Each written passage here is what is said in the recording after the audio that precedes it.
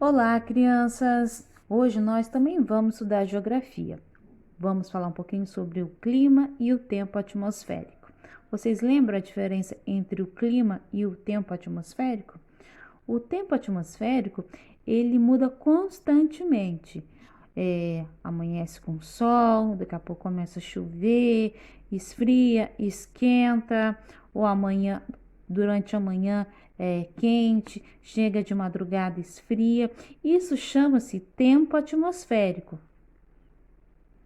Já o clima, ele predomina, tanto de manhã como à tarde, como à noite, ele se mantém.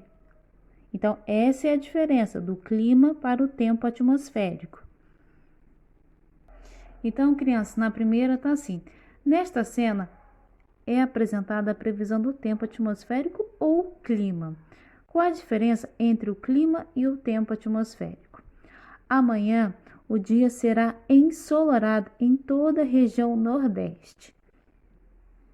Então, vocês observem uma coisa: se amanhã será ensolarado, ou seja, então o tempo não está ensolarado. Vocês podem observar que vai ter uma mudança de tempo, de clima. Então, isso chama-se clima ou tempo atmosférico. Então, vocês vão marcar aí, por favor, e vão definir para a professora o que é clima, o que é tempo atmosférico. Se vocês tiverem dúvida, o que vocês vão fazer? Vocês vão voltar nas páginas 312, aqui está falando sobre tempo atmosférico, e aqui na página 313 está falando sobre o clima.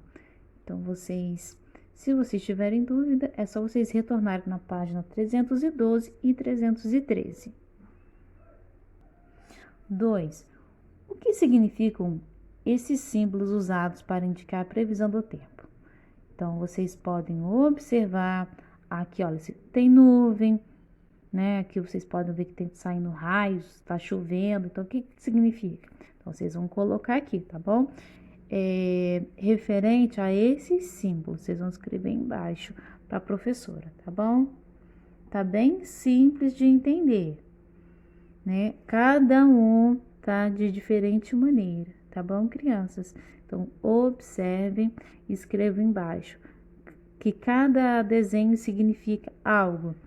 Tá ensolarado, tá com vento, vai ser com bastante chuva, vai ser nublado. Então, vocês vão colocar aí para a professora, tá bom? Aqui na 3, desenhe um símbolo que representa como está o tempo atmosférico nesse momento, na localidade onde você mora. Então, vocês vão observar como é que está o tempo hoje. Está ensolarado? Está ventando? Está chovendo? Então, vocês vão colocar o símbolo aqui, tá bom? Referente ao tempo de hoje. A próxima página, o clima do Brasil. O clima é um conjunto de variações do tempo em determinada região. Procure no caça-palavras os fatores que determinam o clima de um lugar. O que pode acontecer com o clima? Ele pode ter chuvas, pode ter que mais? Pode ter diversos componentes para formar um clima determinado, ok, crianças? A tia Karina te deu somente uma dica, mas aí tem vários elementos que determinam o clima de um lugar, tá bom, crianças? Então, vocês vão procurar no caça-palavras, porque tá bem fácil. Crianças, no Brasil existem diferentes tipos de clima, o que caracterizam por apresentar temperaturas mais elevadas durante a maior parte do ano. Então, vocês vão relacionar se é clima ou se é tempo, tá bom? Esse tempo é tempo atmosférico, tá bom? Lembrando o seguinte, clima ele se permanece e tempo modifica o tempo todo. Uma hora tá sol, tá chovendo, tá esfriando, tá esquentando, tá bom, crianças? O dia amanheceu nublado ontem e logo após o almoço começou a chover. Isso é clima ou é tempo? Sempre que viajamos para o sul do Brasil, nesta época do ano, faz frio. Clima ou tempo? Vou viajar para a Europa e preciso levar roupas quentes. Clima ou tempo? Vovó quer podar as plantinhas e foi ver no calendário a melhor época. Então, é clima ou é tempo?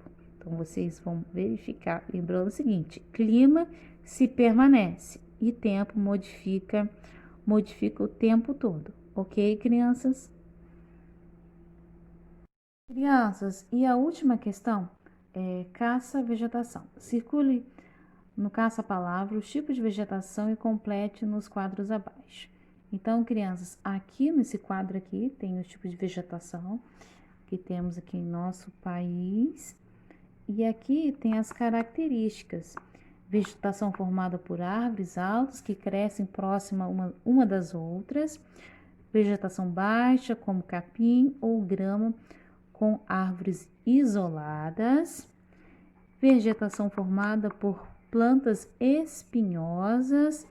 E a última, vegetação formada por árvores baixas, retorcida e por plantas rasteiras. Aqui, olha, tem grandes, né, quantidades de árvores, né, umas próximas das outras, né, uma densidade muito grande, né, uma diversidade muito grande de árvores. Isso chama-se, crianças, floresta. Então, vocês podem observar o que é a floresta. A floresta, as árvores crescem umas próximas das outras, né, e vai formando essa grande diversidade de árvores, né?